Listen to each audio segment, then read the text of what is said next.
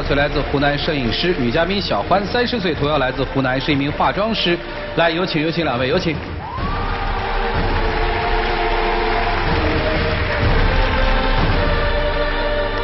欢迎两位哈，好像有孩子了是吧？对。孩子多大？孩子快2岁了。你们俩一个是摄影师，一个是化妆师是吧？是的。应该是在活动里或者在公司里认识的，是哪一种活动？谁主动的？肯定是我，追了大概2个多月，然后就在一起了。在一起的怎么不好好珍惜呢？是这样的，她自从她怀孕以后，有点性情大变，开始越来越暴躁，然后最近她做事就越来越过分了，然后就有点接受不了了。我心情暴躁也是因为你每天都找不到人，一天到晚我都不知道你在外面做什么。宝宝都是我带，一天到晚把屎把尿的。他晚上醒几轮我叫醒几轮，每天休息都休息不好。你爸妈也都不帮一下，你也不帮一下，你每天都不着家，我也不知道你在外面到底在做些什么。我知道你是很不容易那个宝宝，因为我们的宝宝要的特别不容易。我们就是结婚以后，然后他发生了一个意外，他意外宫外孕了。宫外孕伤害挺大的。对，因为那时候大出血了，有生命危险了。宫外孕是比较厉害。对，大出血了嘛，然后医生就告诉我说，他说你以后可能怀孕的机会的话已经很低了。那个时候的话，我自己也都很难过，很无助，这对我来说打击是很大。然后他父母又经常会怂恿他，当着我们那样怂恿他说，这如果不能怀孕的话，你们肯定得离婚。那时候我们才结婚2个多月，就叫我们离婚。哦，你等于新婚2个月就发现宫外孕。对。然后他的父母就撺掇着儿子跟你离婚。对。站在我父母角度说嘛，因为我家里独子，他们那时候特别着急要孩子。然后我妻子那个时候，她从手术台推出来的时候，医生跟她说完这个事，我发现她在流泪了嘛。然后当时我就下定决心，我肯定不会离开她的。你那时候也都坚持下来了，没有离开我，一直都陪在我身边，这个事儿我确实都很感动。那在常理来说，这就算遇到过大风大浪了，对吧？那接下来又有孩子，对你和他，甚至他的家人来说，不是件挺美满的事儿吗？好好过日子不就行了吗？但是他就是自从怀孕以后，就不知道他为什么就变得有点神经兮兮的。有一次我在外面做事是吧？然后我就接到他一个电话，他就说，哎，我刚打了个喷嚏，然后你赶快回来陪我。我在想，我在这边做事，难道我们这种情况好不容易才有了宝宝，难道这种事儿你不应该先回来陪我先吗？为了要这个小孩，我每天都吃各种的激素药，一吃一大把的，每天中药，1天2碗，连续持续下来就是几个月，好不容易才有了我们的宝宝。他做试管的时候，就是因为他刚宫外孕大出血，就隔了短不到半年的时间，他真的特别不容易。那你们为什么那么着急呢？因为他觉得就是一个家庭，特别是我们这种家庭没有小孩的话，他觉得跟我在一起真的是没办法。就是他是为了捍卫他自己的婚姻，对，所以他很着急的要做母亲。而且他那个时候因为身体根本就没有恢复，他大概失血了2000 cc， 失血400 cc 就有生命危险他真是鬼门关前走了一遭，然后马上去做这个手术，他等于是说在用他自己的生命去换另一个生命在这边。其实我当时我真的是很感动。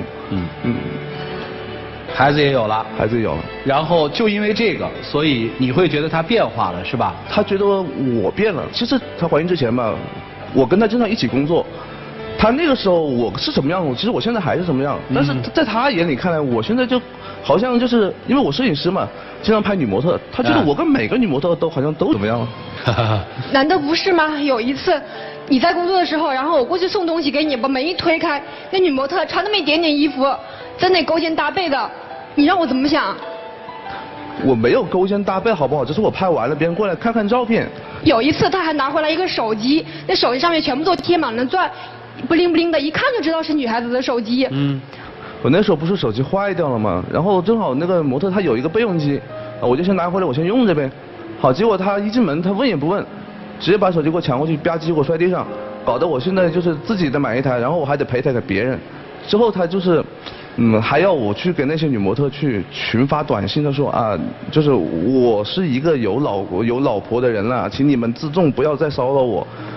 你觉得这种东西我能发给别人吗？这种东西？你本来就是已经有老婆了，你不敢发的话，你肯定就是有什么原因呢？他们都只是我的一些合作伙伴或者是客户，然后他平白无故接到这种短信，他觉得我神经还是怎么回事？你会，哎，你有没有检讨一下，是不是你觉得太冷漠了？在你孕期的时候，他关心你吗？孕期的时候，他一天到晚就是说工作忙，别人打电话给他，他就也可以出去玩去了。我付出这么多，这么辛苦才有了我们自己的小孩，他现在反而这样子，我心里肯定很不舒服。现在孩子谁在带？基本上是我在带。哦，他在带是吧？对。不是啊，他有时候他会把孩子丢给我父母。你就像有一次他跟我父母说，我最近感冒了，你就帮我带下孩子是吧？然后大概20多天以后，他就跟我父母说，我在外面已经开始找活了，这个孩子你就一直帮我带着。我父母就会觉得带孩子确实没有问题，你跟我好好说。你不能骗我，就是这种感觉。那我跟他们也没法沟通，跟他们沟通的话，他们肯定也不会让我出去工作。我刚才看那个小片的时候说，他现在又跟你一起工作，你没法工作了。他就是想方设法要跟我搞在一起，有些活一起工作没有问题，但是有些活就是就是我客户安排了化妆师，他没事他也要跑过来你站边上帮我也行是吧？然后他还边上指指点点的，哎呀你这个模特怎么这么就是这也都是因为你做了这些事情，我心里才会这样。我做了什么？你现在没有一点安全感。我把事情做完了，我还要去给他们去赔礼道歉。我是希望你可以在后面帮我一把，然后你现在不帮忙反而还添乱，好吧？你这种东西我就觉得你是产后忧郁，可以理解，但是这个我觉得这个周期是不是太长了？该结束了是不是？特别没安全感吧？本来我们也是我自己这么努力才把这个关系维持下来，现在他这样子的话，我真的没有一点安全感。他怎么做你会觉得你有安全感呢？我也希望他多点时间可以陪我。但是我这个不可能，就是因为他做试管这个东西是非常昂贵的，是吧？然后我们之前基本上把所有的积蓄都花完了，然后当时马上面临小孩就要出生了，放在眼前就是奶粉啊、尿不湿啊，可能还请个月嫂，又有一大笔费用。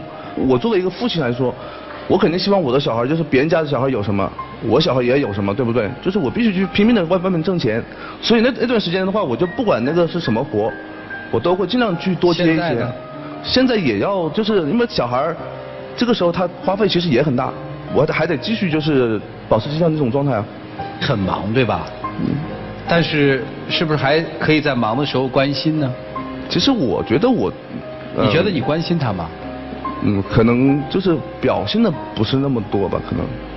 反正不像以前那样了，以前他父母都那样子反对，他也都一直陪着我，然后我想出去做什么，他都会陪着我。现在就一天到晚说工作忙。但是你知道我们这个摄影这种工作，它这样，它不是光拍完就完事儿了。我回家还有就是做后期，等于说我还有家庭作业，这都是需要就是大量的时间去弄这些东西。你以前跟他谈恋爱的时候不需要吗？谈恋爱的时候，其实因为那个时候没有这么多压力嘛，很多活我可以不要，我可以不接。但是现在的话，可能大小通吃了，可能要。就是说你现在连跟他说话的时间也没有是吗？其实也没有，就是他有时候，因为他有点神经兮兮的，就是我宁愿出去应酬一下，可以躲着一点，躲点亲戚这种。现在说的是实话，对，没那么忙，有时候是躲他，对吧？有。你有没有想过，其实越躲他越麻烦？可能是吧。这家你还要吗？我当然要了，从开始到现在一直我都不会想放弃这个家，尤其现在有了我们自己的小孩以后，不想放弃家。我肯定现在是更加努力的要维护我们这个家。好，那就选择一下吧。老婆现在觉得日子可以过得苦一点，但是希望你多点时间陪她，能做吗？这个我可以尽量做到。啊？能。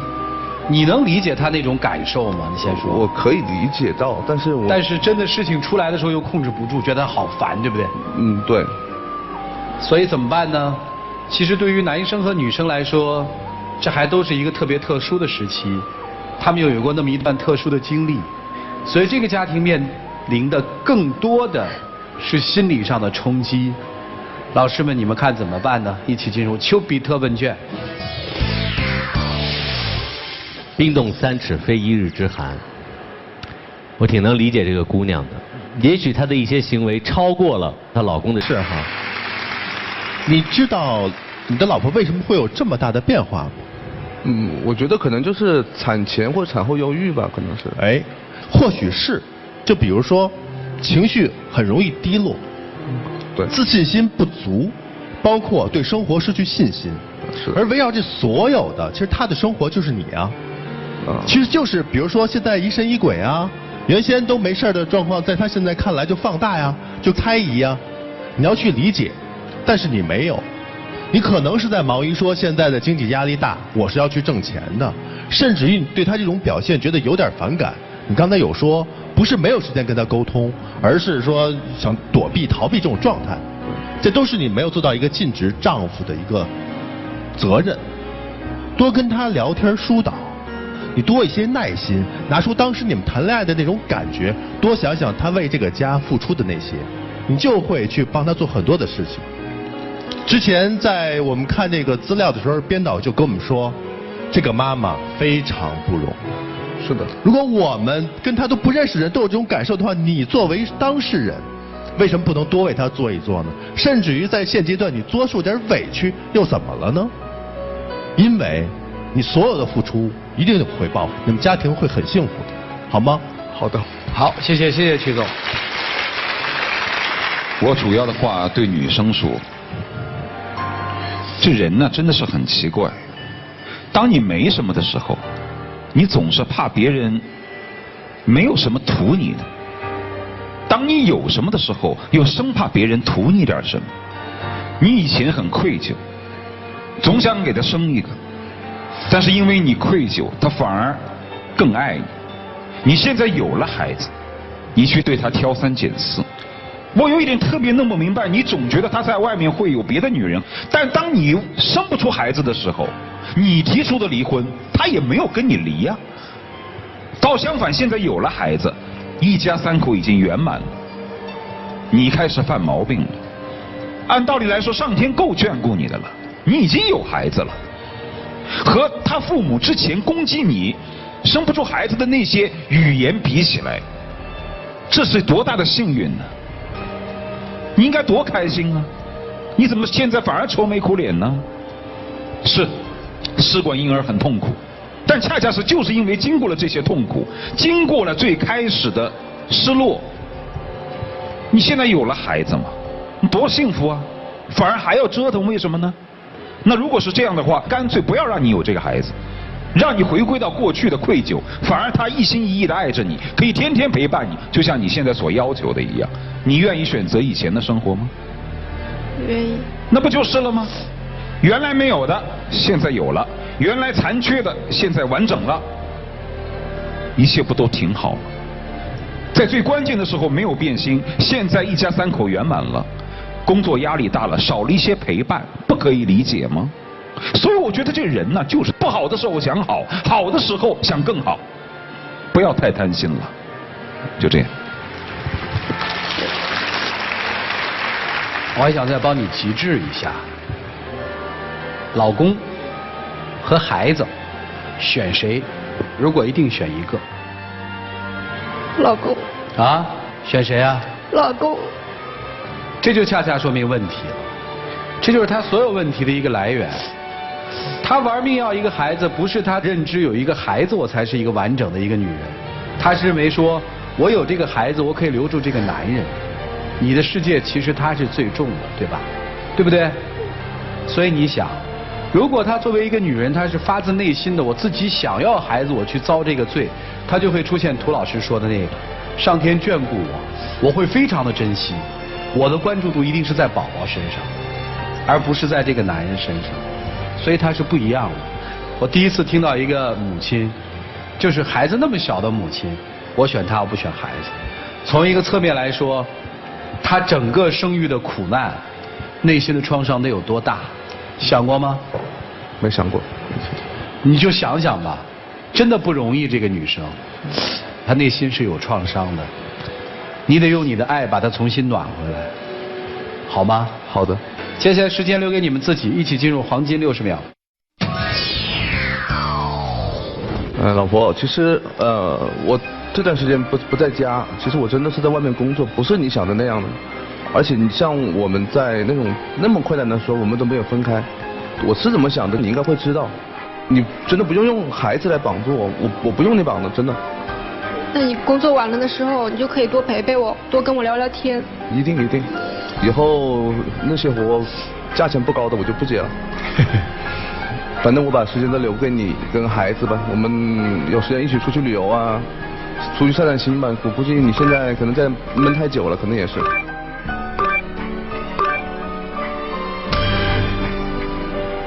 谢谢你们体会。来，请关门。这个女性其实真的挺不容易的，希望说今天老师们的话能够给他们一些启悟，把日子过得越来越好。接下来我们就看看他们怎样用自己的方式来把自己内心的爱传递给对方。请开。还不跑过去？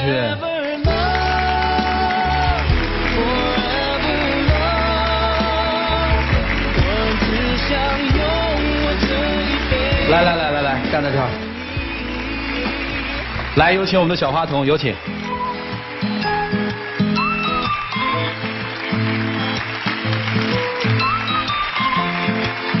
你今天这个一定要表现得特别好啊！